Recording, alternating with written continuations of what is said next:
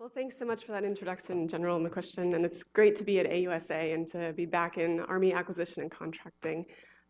As you mentioned, my name is Lauren Schmidt. I'm the Senior Director for Pathways at the Defense Innovation Unit Experimental, or DIUX. Prior to that, I spent the past 7 years or so in the Pentagon in ASALT and DASAP. So again, lots of familiar faces out here, and it's great to see so many of you. I'm going to speak for probably about 20 minutes or so, and I really want to reserve a lot of the time at the end for questions, because I know a lot of people have questions about what DIUX is, what our mission is, who we work with, how we do what we do. So I'm going to make sure to take as many of those as we can. Next slide, please. So what is DIUX? Again, it's the Defense Innovation Unit Experimental. We were started in August of 2015 by then Secretary Ash Carter and revamped in May of 2016, again by Ash Carter. And our mission is to accelerate commercial innovation in the Department of Defense by working with we call it non-traditional technology sector in places like Silicon Valley and Boston. And we're doing this by developing new ways of doing business, by growing our defense industrial base to include tech startups who have never before thought of doing business with the government, and challenging these innovators and these great engineers to focus their tremendous talents on the very vital and important mission of the U.S. military. Next slide. So why does DIUX exist in the first place? Why is it important for us to reach out to these non-traditional groups?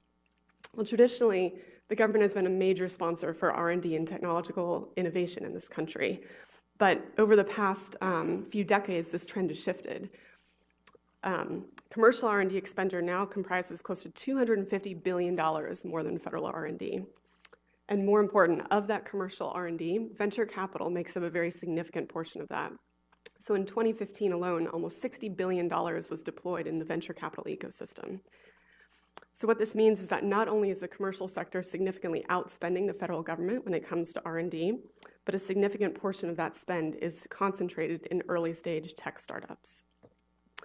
So what this means is that today's technology of consequence is no longer sponsored by the government. Think GPS or the internet.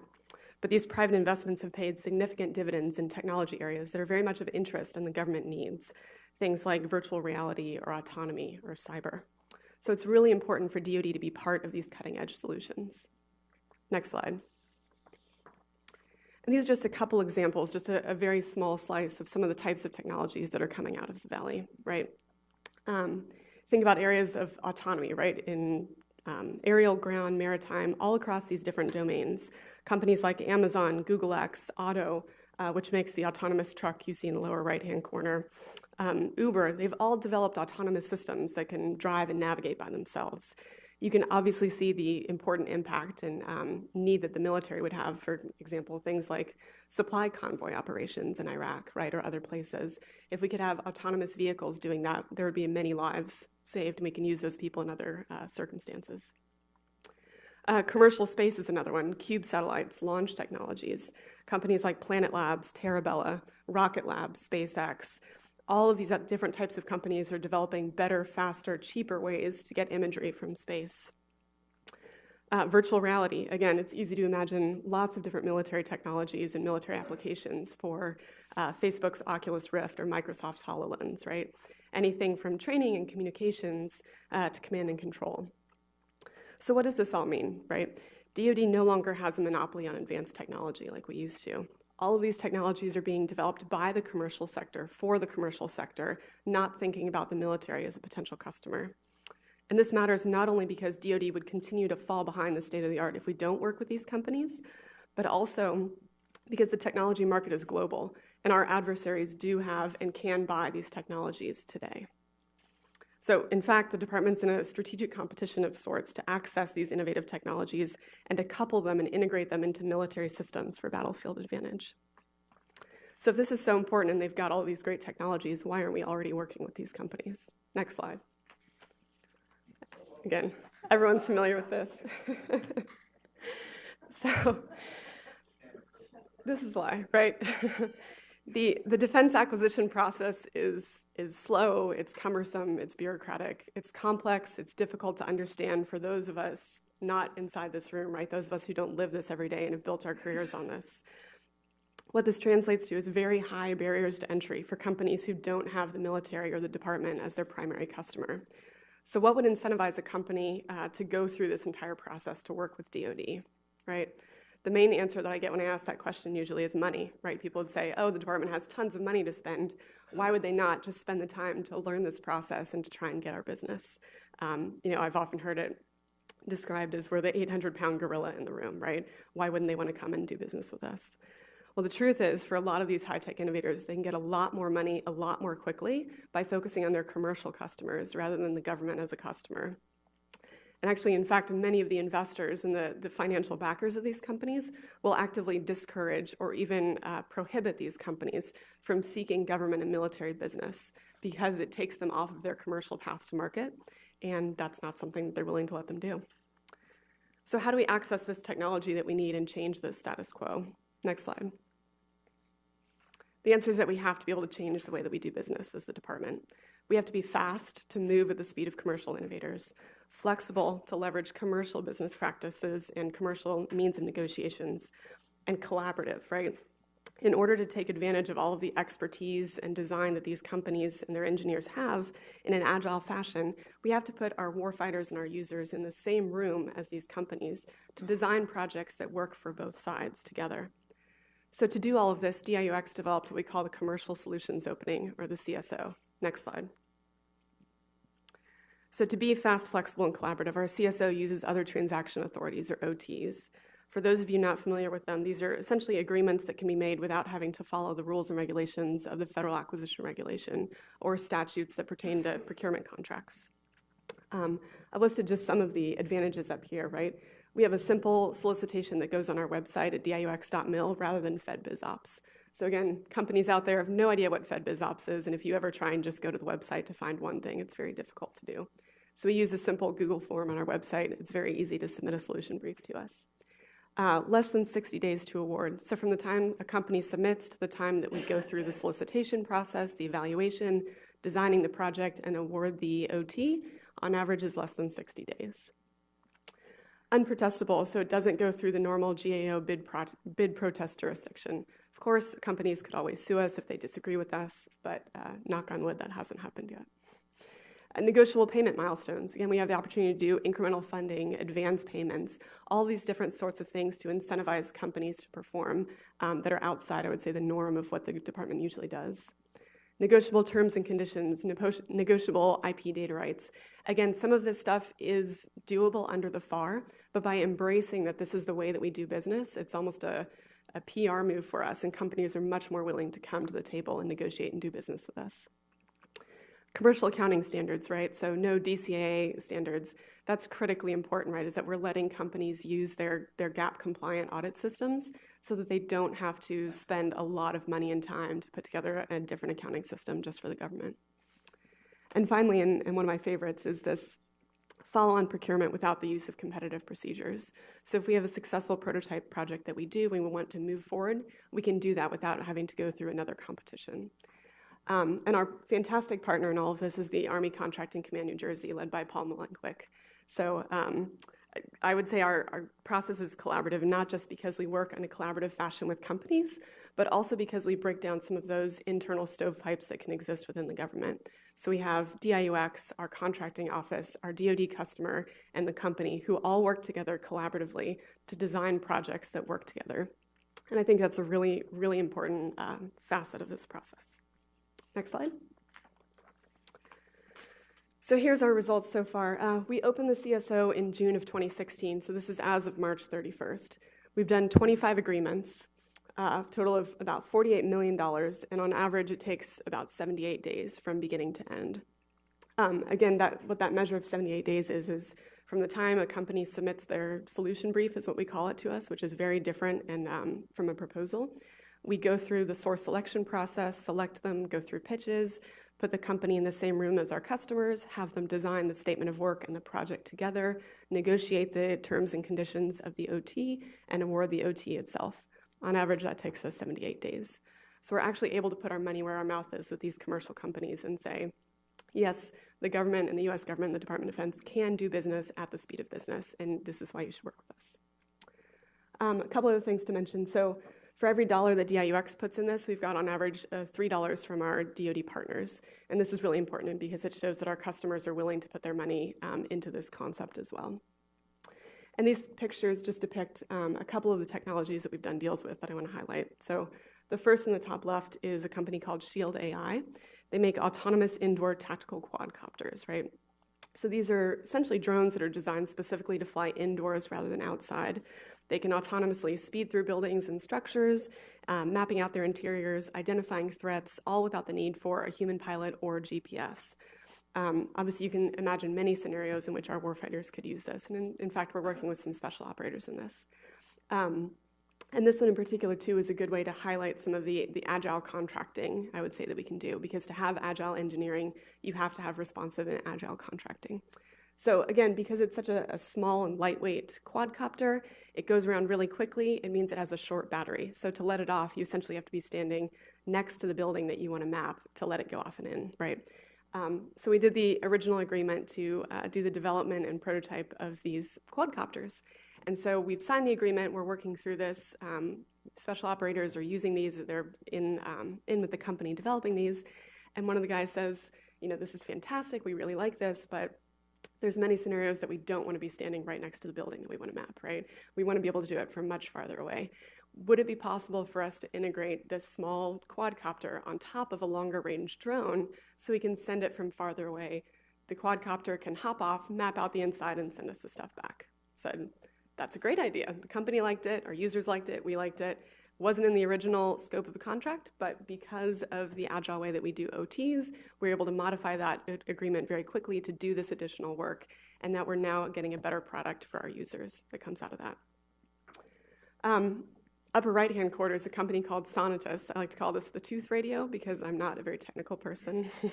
So this is essentially a wireless, hands-free, ears-free communicator. It's a small device that's 3D printed to fit your molar, and it sits back on your molar, removable, obviously, and it uses the internal bone structure in your head to communicate sound. And it integrates with wirelessly to radios, and it can offer very clear communications in high-noise environments.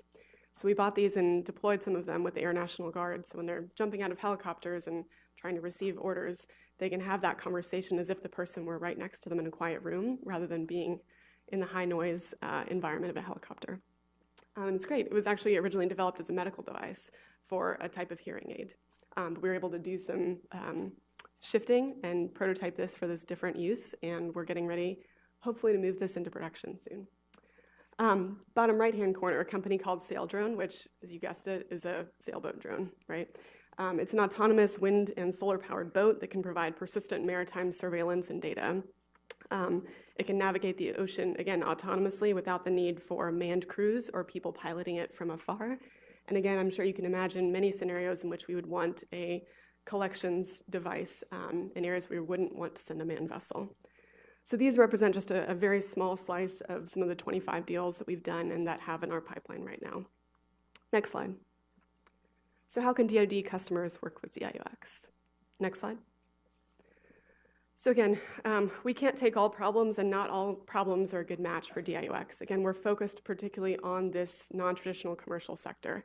So people are not going to come to us to build the next aircraft carrier, or the next missile, or the next tank. But what we might do in the future is build or develop the software systems that run on some of those larger systems. So again, we want problems that can be solved with commercial solutions. And these are really the three things that make a good customer for us. We want a hard problem, right? We don't just want, hey, we can't get this contract done, help us out with this from a fast contracting perspective. Because what's attractive to the non-traditional companies that we're trying to work with are the really hard engineering problems that don't exist in the commercial sector. That's actually much more attractive to them than any money that we can bring to the table. So we want hard problems. Current year funding, again, because of the speed at which we can move, we need funding now. We can't say, okay, we've got a problem, but we can give you money in 3 years, right? So we need, if you have funding now that you want to put towards these hard problems, that's perfect. And then finally, people. When we do work with our customers, we want our customers to be an integrated part of this process, from the market research to the selection to the designing of the project with the company. We want people to be sent out to DIUX, sit with us for 2 weeks to a month to 2 months to run these projects. And that customer involvement is so critical in the success of all of these. Next slide. So again, if you have a good problem, if you know a DoD customer that has one, they can get in contact with us by sending us an email at ideas@diux.mil. You can look at our website. It's just diux.mil. If you're interested in looking at our solicitations, it's diux.mil/work with us. So I know that was really quick, and I covered a lot of stuff. I want to make sure we have some time for some questions. Yes. Hi, Lauren. Dave Lockhart from Boeing. So what have you seen as you've engaged in the DIUX experiment that could export to this environment, where you talked about collaboration with customers and industry and being able to turn the acquisition cycle much faster? Do you see an application of that to the larger acquisition construct? Absolutely. Thanks, Dave. The biggest thing we wrestle with our customers is requirements, right? And I know everyone in here knows that requirements are at the root of all of this, right? So when customers come to us and they say, here's my, 10, 20, 30, 50-page requirements document with all of the technical specifications, and this is exactly what we want, we tend to turn them away or say, sorry, that's not a good fit for us, right? We start and we condense it down to a simple problem statement that describes either the problem that we're trying to solve or the technology that we're interested in. That's generally no more than a paragraph. I mean, these are very short. And the reason that we do that is because we want to allow industry to propose a lot of different types of solutions without us being prescriptive. And to me, that I think is the biggest thing that we could translate to other aspects of the government.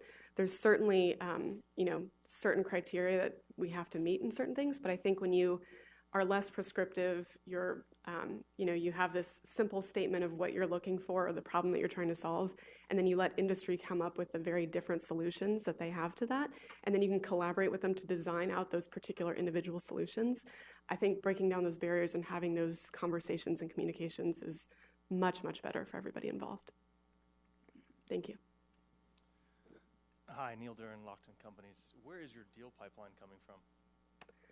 From customers. So DIUX... Can I add to that? Do you have a particular process by which you develop deals, or are you simply waiting for private sector to come to you? No, thank you. We always start with a DoD customer problem. So as I mentioned, DIUX kind of underwent a revamping in May of 2016. Before that, we originally started with thinking, hey, we want to go find all these great companies, have companies come to us and take those solutions to the DoD and try and sell them to the DoD. That didn't work at all. So we've now switched our business model, and we start with always some sort of an active problem in DoD that has a true problem, and funding behind it. Because when we put stuff out to industry, we want them to know that there is money behind this. This is someone's sponsored problem, that we can move forward on this. So we'll get a variety of different problems from different customers in DoD. They go through an internal vetting process at DIUX to make sure they're a good fit for us, they're a good fit for this particular community. And then we work with those DoD customers to curate the problem into a problem statement that would be attractive to commercial industry. Thank you. So, Lauren, Mitch Stevenson, Leidos, where is this going to go? 5 years from now, is this going to change our procurement regulations, policy? Is this going to end up in legislation that makes government contracting truly easier and quicker and more logical? Or is it going to stay sort of small scale? This is great stuff. Mm-hmm. But in the grand scheme of DoD contracting, it's kind of minuscule. Is there potential here for this to grow into something really significant? Absolutely, I think so, because the types of authorities and the way that we've approached contracting is universal. There's no special authorities that DIUX has that other groups in DoD don't, right? So you have to have OT authority to do this, and Army Contracting Command New Jersey has that. And they've got the vast more experience and expertise in that than I would say almost anyone else in the DoD, which is why we're working with them. But we're hoping that we can kind of be a microcosm for how this can spread throughout the department. So if we're not here and we don't exist in 5 or 10 years because the rest of the department has adopted some of the lessons learned and the methodologies that we've used, that to us would be success. Again, there's no reason that you can't use OT contracting with traditional companies and not just non-traditionals. So we want to be able to move these methodologies and these approaches to contracting to be not just focused on non-traditionals, but to be used for all of our traditional partners as well. Hi, Mike Hoffmeyer from Booz Allen Hamilton. Mm-hmm. How do how does the space in which you work, I guess, overlapped with what the Rapid Equipping Force does, number one? And number two, when capabilities are determined to be successful, how do you transition those capabilities into the service through their own requirements processes? So for this, I'll do the second one first. We haven't quite gotten to that point yet. I would say over the next 3 to 6 months, we'll be at that point where we're moving the first of these into production OTs.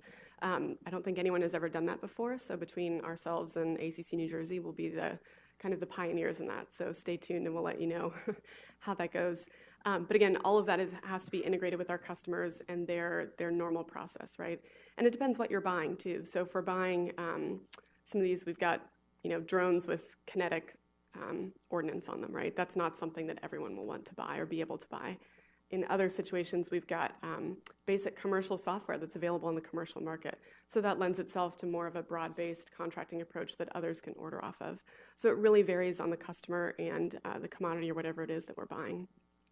As to the first one, with both the REF and then they've got all of now the rapid capabilities offices in each of the services, we're working with all of those different ones because they're a good source of requirements and problems as well. Again, I would say the advantage or the difference between DIUX is that we're integrated, we're located in Silicon Valley and Boston.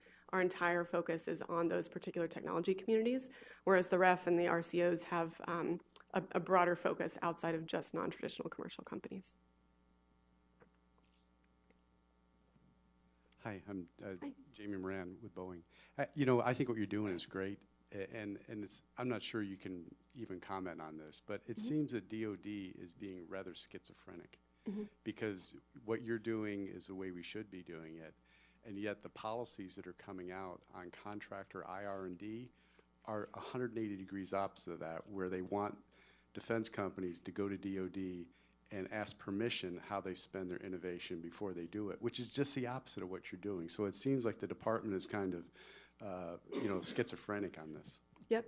I think that's an excellent point. I mentioned earlier that DoD tends to think of itself as an 800-pound gorilla, and we've had these conversations with companies in the Valley before, and I'm sure you guys feel the same way. Rather than being one 800-pound gorilla, we're often 800 one-pound gorillas, right? So there's a vast diversity in the department in terms of approaches and thoughts to how we should be doing contracting. So our hope, we're not a policy shop, but our hope is that we can demonstrate through our success the power of allowing industry with more communications, more flexibility in contracting, and to spread the use of OTs, again, beyond non-traditionals to our traditional companies as well. Because it's all about incentives, right? And so companies respond to the incentives that you provide them. If we have a system that allows them more flexibility and more incentives, they're going to perform that way, whether you're a Boeing or a new startup that's just two guys in a garage, right? So our hope is to demonstrate the power of those incentives in the way that we're applying them, and that can be a lesson learned across the department. I think the process is great, Lauren, and I've had the opportunity to hear this briefing a couple of times and work with my team at ACC Picatinny. Can you go back to that chart, that beautiful chart you throwed up about the traditional acquisition process? Yeah. Yeah, and it's difficult. It's difficult for us. This is a FAR-based process here, but this is what's around our ankles. We can't move away from it. And it's difficult. We've been doing this for almost, 50, 55 years now. This chart right here, I've been looking at it for the last 23 years. It hadn't changed much, I can tell you that. Right. Right. The processes, all we've done is we've added more processes to it. And then you go back to the 3 advantages you had for the agility, something else. Fast, flexible, and collaborative, I think. Yeah. Was the chart. Yeah. Okay. This process right here does not get us to that. Right. And that's why we have to move outside of that process. We got to move outside of it. The way that I think about it, right, is that DoD is traditionally a monopsony, right? We're a single buyer of aircraft carriers, tanks, missiles. So we think that we have all of the buying power in those relationships. And we oftentimes do because we're that single customer for those types of goods. What we're now confronting, though, is an environment where we've got this entire dynamic commercial sector where not only are we not the single buyer, but we're not even really an important buyer in that, right? So those companies have no incentive to follow this process that was built from the perspective of having all of the buying power and being that single customer. So for us to change that, we have to change our perceptions and the way that we view ourselves as a buyer and as a customer and as a user of technology. And again, we're thinking about this from the non-traditional sector and trying to target this these non-traditional tech companies. But if we apply that same methodology to the way that we approach traditional contractors, I really think that we'll be able to incentivize and get better outcomes in those relationships as well. And actually, in fact, of the 25, however many deals we've done so far, a few of those have been with traditional providers, like Northrop Grumman, Kratos, Rockwell Collins. So we're not shut off from working with traditional contractors by any means. And actually, they can play a really important role when it comes to integrating new types of technology onto military systems. Lauren, we have one more question for you. Hi, Lauren. Kurt Shire from 3M. And building on what General Stevenson was talking about in terms of what's it look like 5-10 years from now, my question is about metrics. And you had some data up there about 78 days and 44 million. What does crossing the goal line look like? Not 5 years from now, but how do you know that you're actually succeeding in what does that look like? Is it 70 days and 100 deals per month? Can you share what that looks like? Sure. This might seem like a cop-out, but there is no single line that we're saying this is the metric that we're trying to achieve, and once we've done that, we can declare success. What's really more powerful for us is to see engagement and attraction from both of these two very disparate communities, one being DoD and customers bringing us their problems, and one being the Valley and companies and VCs responding and actually wanting to work with us. So on the DoD side, the more customers that we have bringing us their problems, for us to actually have to turn away our customers because we have too many of them, that's a metric of success because that means we've made inroads in DoD. On the VC side, another story I'll tell, with this company, Shield AI, before they had come to us, they had tried to do their A round, which is their initial round of venture financing. And they put out this business model of, we want to do business, we want to build these things for the U.S. military, because the company was actually founded by some former SEALs. And the VCs said, nope, sorry, you're not going to get our money. We're not going to invest in that because it's not a worthwhile business model. You're never going to make money selling to the government, and we're not going to invest in this. And they were, persuasive guys, so they persevered anyways. They got some additional financing from someone else. They came to us. We said, yep, this is great. And because we were able to move so quickly and to give them this funding for this project very quickly, they then went back to a top-tier VC, repitched on the same thing, and were able to raise, I think it was like somewhere between 10 and 20 million of venture financing, because the VCs actually said, okay, you're putting your money where your mouth is, government, and you're actually willing to invest and do business quickly on this. And so that attracted that private sector R&D investment that then the government doesn't have to pay for, right? Again, the goal is for us to capture the utility that's coming out of all of that private sector R&D. So that, I think, is a really demonstrative example of the impact that we're having in the Valley, both on the startup company side as well as the VC finance side. Lauren, thank you so much for being here. Folks, let's give Lauren a big hand. Thank you.